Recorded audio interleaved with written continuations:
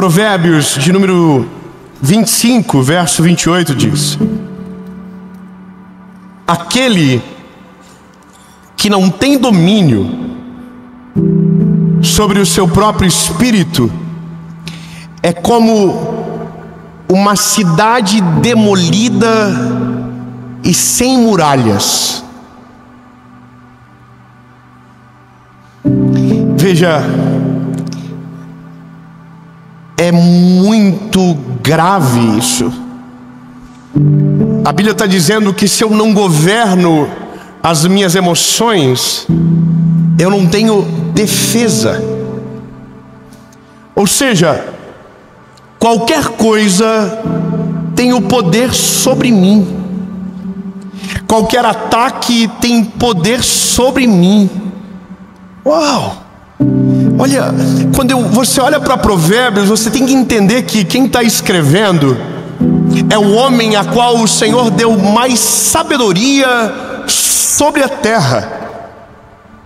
E esse homem, inspirado por Deus, está dizendo: se você não governa as tuas emoções, você é uma cidade sem muralhas, com os muros destruídos. Ou seja, o inimigo não precisa de estratégia para vencer você. Você é a própria derrota. Porque veja, se as nossas emoções nos governam, nós estamos fadados a sentimentos que são destrutivos. Eu preciso simplificar o que vivemos hoje. São tempos, não é verdade? Nós vivemos de passado, vivemos de presente e vivemos de futuro. Cada estação tem o poder de provocar um tipo de sentimento no nosso coração. O passado tem o poder de despertar um negócio que nós conhecemos muito bem no século 21, chamado depressão. Se você é governado pelo teu passado, se o teu passado te persegue, aquilo produzirá dentro de você uma depressão, uma angústia que você não explica, uma dor que você não consegue resolver. Sabe, é uma prisão de portas abertas. E aí nós temos o presente. E o presente é reservado de muitos medos. Sabe, medo do que vai acontecer. E eu não estou nem falando sobre o futuro ainda. Eu estou falando sobre o agora, sobre aquilo que nós não temos o controle. E aí, bom, aqui a gente morre de medo também. E o futuro, aí o que nos reserva é a ansiedade. Veja, essa é a grande depressão, a diferença, não é verdade, entre depressão e ansiedade. Depressão conecta com o passado, a ansiedade conecta com o futuro. E entender isso é um ótimo caminho, porque eu consigo distinguir aonde está o meu problema, se está no futuro ou se está no passado. E a gente já teve bastante instrução para entender que se o problema está no passado, o perdão é o que resolve. E se o problema está no futuro, a minha confiança em Deus que resolve.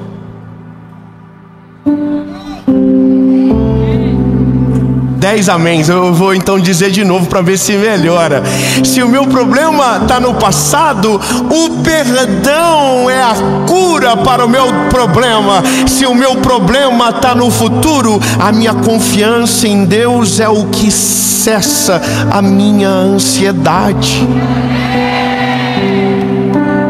Olha, eu não sou médico e tenho muito medo de falar sobre isso, porque quando se trata de patologia, você precisa procurar um médico. Alguns dias atrás eu estava num programa de televisão e o assunto era ansiedade, e havia um médico. Ele falou algo sério. Ele disse: olha, se você tem ansiedade, isso é normal. Ansiedade é normal do ser humano. Só que eu estou dentro de mim assim, mas eu sou educado. Estava assim. Mas ele dizendo, a ansiedade é normal. O ser humano é ansioso por natureza. É normal ser ansioso. E eu dentro de mim, A Bíblia diz que eu não posso ficar ansioso por coisa alguma. Eu não posso. Por quê? Porque se eu creio que Deus está no controle, não há o que temer. Não há o que temer, entenda, não há o que temer. Ele está no controle de todas as coisas. Bom, mas é uma maturidade isso, de fé. Não é tão simples. E aí, bom, mas ele falou algo sério. Ele disse: se o seu problema é depressão e você sente desejo de morrer, você precisa procurar um médico. Às vezes é um problema de hormônio, às vezes é uma questão fisiológica, e pode ser mesmo, mas às vezes é só um perdão que não saiu. Às vezes é só uma dor que não foi curada. Às vezes é só um trauma que não foi ressignificado. E aí, lindo, eu posso te dizer com toda certeza da minha vida, porque eu vivo e morro por essa mensagem: se tem uma palavra que tem o poder para curar todas as doenças do ser humano, que tem poder para aplacar todas as nossas dores, é o Evangelho de Jesus. Ele tem poder sobre o nosso passado, ele tem poder sobre o nosso presente, e ele tem poder sobre o nosso futuro.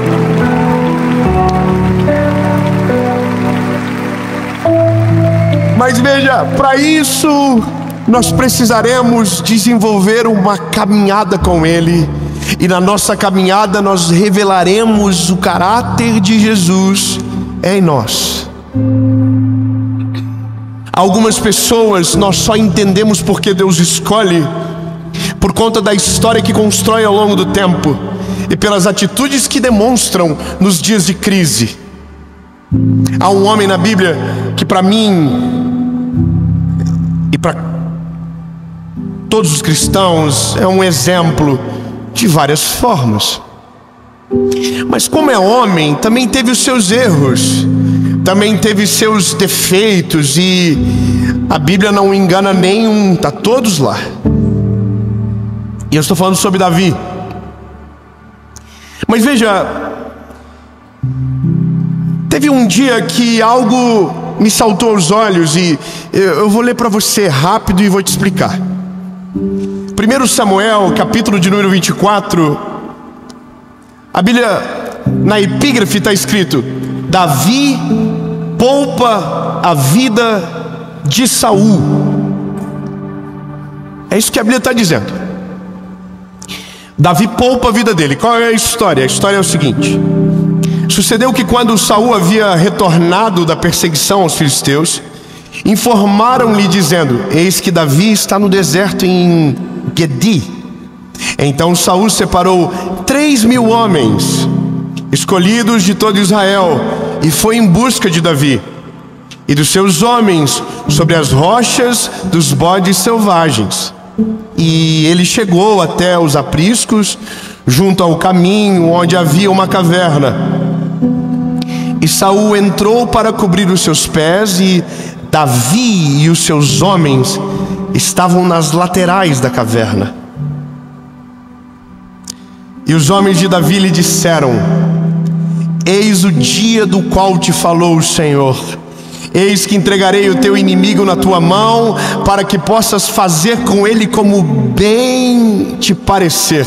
Então Davi se levantou, cortou a borda da capa de Saul secretamente. Olha que emboscada. Veja, mas aconteceu algo quando Davi fez isso. Eu vou falar. A Bíblia diz que o coração de Davi se feriu, e ele disse: não vou matar Saul, porque foi Deus que ungiu ele, e se o Senhor ungiu ele, eu vou esperar o tempo de Deus para viver aquilo que ele me prometeu. Vou refrescar a tua memória. Havia um rei em Israel chamado Saul.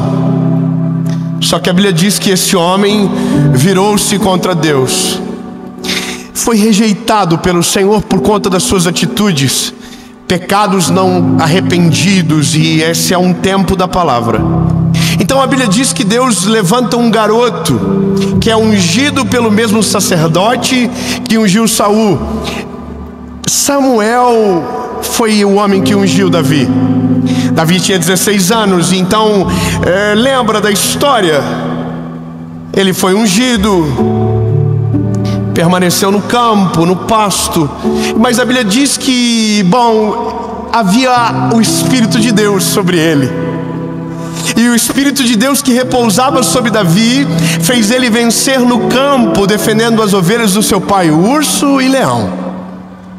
Mas teve um dia que houve um conflito e um gigante se levantou sobre a terra e desafiou o povo de Israel durante 40 dias. Então Davi foi enviado para levar comida aos irmãos, e a Bíblia diz que ele olhou o gigante e viu no gigante uma vitória. Aleluia, vamos viver. Ele viu no gigante uma vitória, e a Bíblia diz que ele, com uma pedrinha e uma funda, derrubou um gigante, e o povo de Deus venceu a batalha. Só tinha um problema: um homem chamado Saul. Todo mundo gloriou Saul, a Davi. Ele venceu o gigante. Então Jonatas, filho de Saul, coloca ele como chefe dos exércitos. Só que aí a Bíblia diz que ele começa a se destacar demais, ele começa a crescer demais. Então agora Saul começa a querer matá-lo. E isso durou durante 13 anos. 13 anos. Um homem governado por emoções perseguiu um garoto governado por uma promessa. Acabou. Eu podia parar aqui, então vamos de novo. 13 anos um homem governado por emoções perseguiu um garoto governado por uma promessa.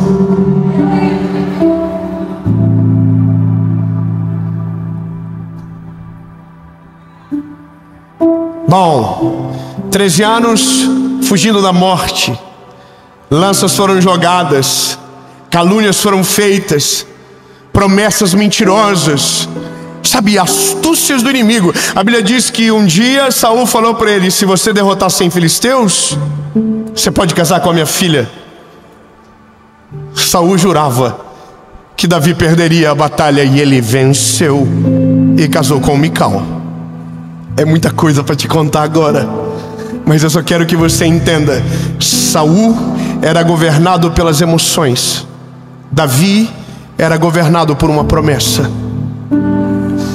Quem é governado pelas emoções não consegue ver o outro prosperando, não consegue acompanhar o crescimento dos outros, não consegue viver os planos de Deus, não consegue fluir naquilo que o Senhor o chamou, porque as emoções prevalecem sobre ele. Agora, quem é governado pela promessa permanece no meio da provação, prevalece no dia da angústia, sobrevive no dia da adversidade, resiste ao passado, tem esperança no futuro e vive de maneira plena o presente. Só que o teste da vida é quando as emoções se encontram com a promessa. Esse é o dia. Sabe, eu vou te explicar. Nós temos promessas de Deus extraordinárias. O problema das nossas promessas é quando eles encontram as nossas emoções. O problema da nossa fé é quando se encontra com a nossa ansiedade. O problema da nossa confiança é quando ela se encontra com o nosso medo. O problema da nossa crise é quando nós paramos de olhar para o Deus da nossa criação, aquele que nos chamou.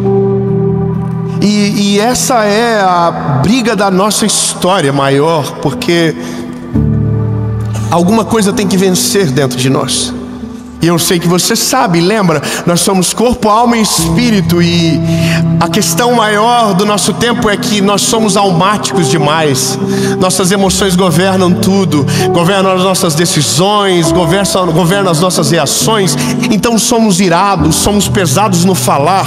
Somos, imediatistas, somos ansiosos. Mas é porque as nossas emoções estão governando sobre o nosso espírito. Só que tem um dia que essas coisas se chocam. E aqui Davi dá a maior lição da vida de alguém. Davi tem 3 coisas com Saul: passado, presente e futuro. O passado dele com Saul é dramático. Imagina quanta raiva Davi tem desse homem. Imagina quantas injustiças ele carrega. Imagina quantas memórias ele tem de Saul: lanças jogadas, calúnias, perseguições, mutirão. A Bíblia diz que ele reunia homens e ia atrás de Davi para matar Davi. Imagina o quanto de passado ele carrega desse homem. E tem mais. O presente agora é dentro da caverna. A Bíblia diz que Saul entra e ele está de costa para Davi. Está de costas. E também tem uma parada relacionada ao futuro. Davi só vai ser rei quando Saul não for mais. Olha que loucura imaginar você na circunstância de Davi. Você é Davi. Você foi perseguido 13 anos. Você foi humilhado, você foi envergonhado, você foi caluniado, você foi difamado, você foi destruído, você foi triturado. E esse inimigo entra de costas na tua frente. E você sabe que se ele cair, você se levantará no lugar dele. O que você faz? Bom, aqui determina o que te governa. Quem é governado pelas emoções não consegue esperar a promessa de Deus se cumprir no tempo certo. Quem é governado pelas emoções não vive a plenitude dos planos de Deus na terra. Meu Deus do céu, Jesus me ajuda. Se você é governado pelas emoções, você vai viver uma vida toda e não vai desfrutar da plenitude do que Deus tem para você. Você vai ser ansioso para sempre. Você vai ser angustiado para sempre e nunca vai desfrutar do que a Bíblia chama de boa, perfeita e agradável vontade de Deus. Você não consegue. Então, Davi, o que eu preciso? Você precisa do que Davi tinha. A Bíblia diz que Davi tinha o Espírito de Deus sobre ele.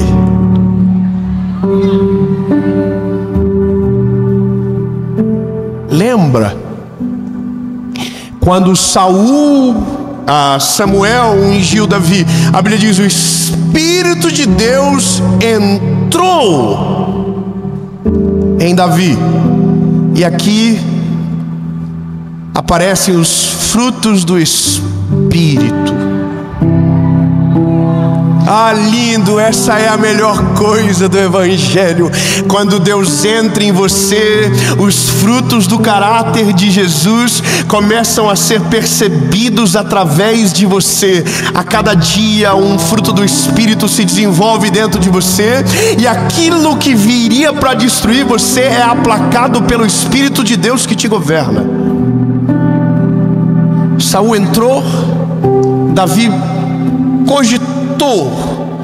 Só que o Espírito que estava sobre ele lembrou ele: não, Davi, não é você que vai fazer, sou eu. Davi, não é você que vai tirar de Saul do reinado, sou eu. Davi, você não vai virar rei porque vai vencer Saul. Você vai virar rei porque eu liberei uma palavra sobre você. Saul não vai prevalecer. Ele vai tentar matar você, mas não vai conseguir. A minha palavra vai prevalecer. Davi, você só precisa confiar e esperar. Então a Bíblia diz que Davi diz: não vou. Ele fala para os soldados: deixa ele ir. E a Bíblia diz que quando Saul sai da caverna, Davi vai lá fora e diz: ei, meu rei, olha aqui eu, tô estou aqui. Você passou de costas por mim e eu não matei você. Ele estava dizendo: ei, Saul, você confia nas tuas emoções, mas eu confio no Deus de Israel.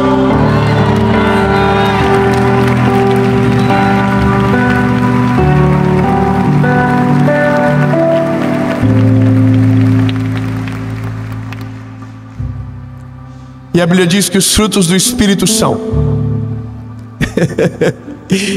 olha, o que eu vou te dizer não estou inventando, é a Bíblia que diz que é o que vai acontecer sobre você se você deixar Ele governar sobre as tuas emoções, se você colocar o sentimento de lado, se você for decidido, se você deixar Ele governar de verdade esse negocinho que você chama de coração.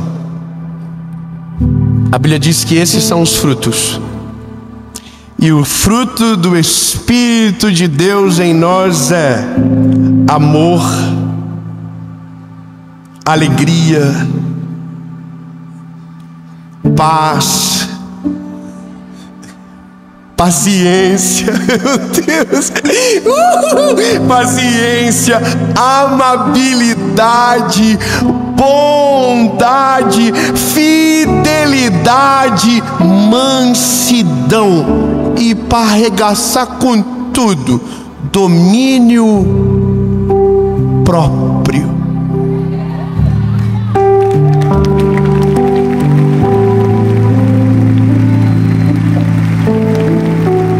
Lindo.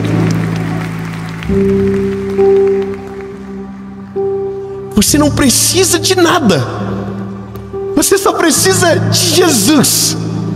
Você não precisa de outro caminho, você não precisa de outra porta aberta, você não precisa de uma nova chance, você só precisa de Jesus. Se você tiver Jesus, você tem tudo o que você precisa, nem passado, nem presente, nem futuro poderão roubar a paz que vai governar o teu coração. E os frutos do Espírito governarão paz, mansidão, felicidade, alegria, amor, amabilidade, domínio próprio. Meu amigo, minha linda, você não tem noção que é nesse dia que toda a nossa fé começa a fazer sentido. Antes é balela. Eu sei que é difícil, mas que graça tem dizer que cremos no Senhor se morremos de medo do futuro? Que graça você vê num Deus que você diz que o ama, mas não deixa que Ele perdoe seu pecado e seu passado? Sabe, que fé é essa que a gente alimenta, que não é suficiente para nos acalmar no meio da tempestade? Pois olha que loucura, vimos na Bíblia a vida toda Deus entrando em batalhas, Deus vencendo guerras, Deus fazendo coisas sobrenaturais. Mas será que da nossa vez a gente não vai viver? Será que na nossa vez a gente não vai ver cura? Será que na nossa geração, na nossa vez, a gente não vai ver Deus agir, o mar abrir, a nuvem passar, a coluna de fogo, a água da rocha? Será que na nossa geração não vai ver? Lindo, a minha vida, ela só tem sentido porque Jesus entrou nela. Eu vou ser mais claro, eu vou viver a vida toda, e eu quero que você tenha certeza, eu vou pregar a mesma mensagem até o final. Jesus salva, Jesus batiza e Ele leva para o céu. Esse é o poder do Evangelho. Não adianta eu te apresentar o Evangelho se isso não te produzir maturidade, mas só vai produzir maturidade quando você deixar Ele governar sobre tudo e em todas as áreas da sua vida. Sabe, não adianta eu dizer que Jesus cura a ansiedade se o teu problema é depressão. Não adianta eu dizer que Jesus cura a depressão se o teu problema é ansiedade. Não adianta eu dizer que Deus tem promessa se você não confia no que Deus está fazendo hoje na sua vida. Tão lindo. É isso. Eu estou em paz agora e vou poder dormir feliz da vida, porque te contei a verdade completa. Se você não deixar Ele governar sobre tudo, no fim, não vai governar sobre nada, porque uma coisa prejudica a outra. Não sei se você percebe, mas todos os frutos do Espírito se opõem a um sentimento da nossa carne: amor, ódio, paz, o caos, amabilidade, a ira. Meu Deus lindo, bondade, maldade. Deus está dizendo para mim e para você: se eu entrar, tudo que te assusta, tudo que te domina, tudo que te governa, tudo que rouba a tua paz, tudo que tira você da minha presença, tudo que tira você do centro da minha vontade, será destruído pelo poder que há em mim. Deus está dizendo: lindo, deixa eu entrar, deixa eu governar, deixa eu entrar. Se você deixar, você vai descobrir a verdade do Evangelho de um todo sobrenatural. Nada consegue parar você. O medo, o caos, a crise, a dificuldade, a doença, nada mais tem poder sobre você. Meu sonho é que a minha geração, que você que me ouve, tenha um encontro tão poderoso com Deus, tão extraordinário, que possamos olhar para você e ver os frutos do Espírito em você. Imagina que pai seria se a tua casa hoje recebesse alguém não mais cheio de si, não mais dominado pelas emoções, mas cheio do Espírito Santo de Deus. Imagina você resolvendo as circunstâncias da vida, não de maneira almática, não de maneira, humana, mas cheio do poder do Espírito Santo sobre você. Imagina. Atos capítulo 2 diz que isso aconteceu pela primeira vez. Estavam todos reunidos no mesmo lugar, quando de repente um vento impetuoso encheu a casa onde eles estavam assentados, e foram ouvidas línguas repartidas como que de fogo, e todos que ali estavam foram cheios do Espírito Santo de Deus.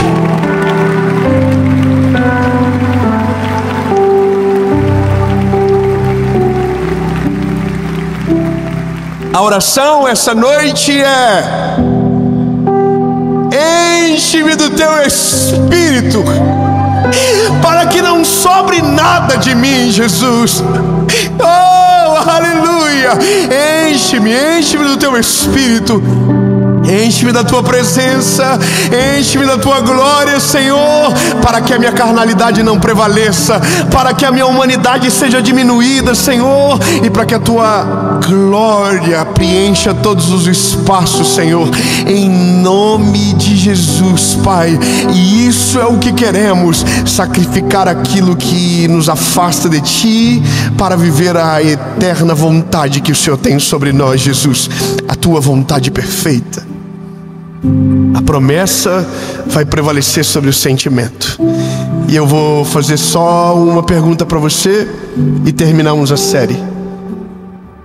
Se o segredo é Ele dominar, essa é a única conquista que você abre a porta para que Ele possa entrar. O resto é Ele que vai na frente, mas nessa é você que abre a porta primeiro. Duas perguntas, uma resposta. Você que nunca entregou o coração para Jesus de verdade, chegou a hora, lindo. Você caiu no golpe. Você está aqui, o Senhor atraiu você, e você sabe que só tem uma maneira: entregando o coraçãozinho para Ele. reconhecendo que foi por você que Ele morreu na cruz, que foi por você o sacrifício dele, para que você pudesse ter vida e vida com abundância. A Bíblia diz: porque Deus veio para dar vida e vida em abundância. É sobre você essa promessa. Segunda pergunta é para você que já viveu tudo isso, mas perdeu tudo porque virou as costas.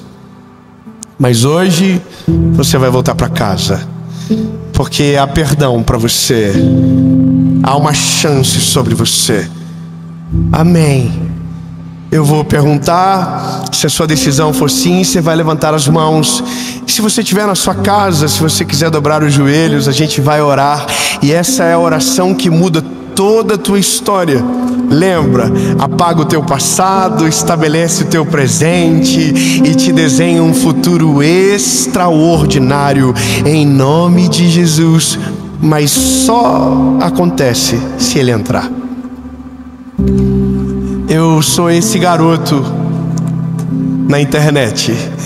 Eu sou esse garoto aqui agora para você. Eu não sou o melhor pregador. Eu sou um garoto ainda. Eu tenho 34 anos.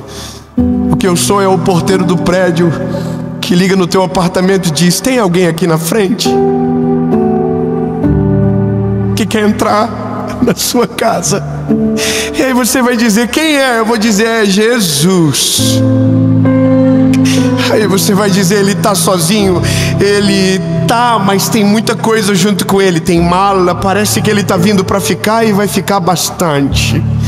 Aí você vai dizer: tem mais alguma coisa que te chama a atenção? Eu vou dizer: tem vassoura, rodo, parece que ele vai fazer uma limpeza e que ele não vai deixar do jeito que tá.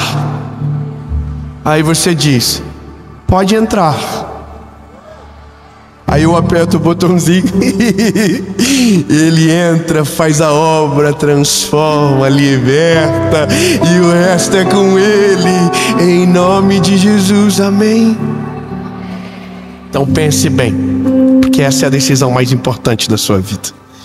Eu vou contar até 3. Se a sua decisão for sim, levante a mão, sem constrangimento, sem vergonha. 1, 2, 3. Não. Muita gente. Não tem vaga no céu para Santo André assim não, irmão. Está fracionado. Talvez você não entendeu direito. Eu não convidei você para uma vida perfeita. Eu não convidei você para... Não, irmão. O convite do Evangelho é para que você renuncie. É para que você morra para esse mundo. Porque se estamos falando de um governo novo, o outro tem que ir embora. Você está entendendo? Aquele que quiser vir após mim, negue-se a si mesmo, tome a sua cruz e então siga-me. Porque aquele que quiser viver uma coisa nova vai ter que deixar o outro, o velho morrer, lindo. Tem certeza? O convite do Evangelho é para morrer. Não vivo mais eu, mas Cristo vive em mim. Se a sua decisão é a mesma, se você não ficou emocionado, aliás, se ficou emocionado, eu preciso te desemocionar, mas para que você não frustre o Senhor amanhã. Se a sua decisão é a mesma, se você tem certeza, pode ficar de pé no 3. 1, 2, produzir prova contra você. 1, 2, 3.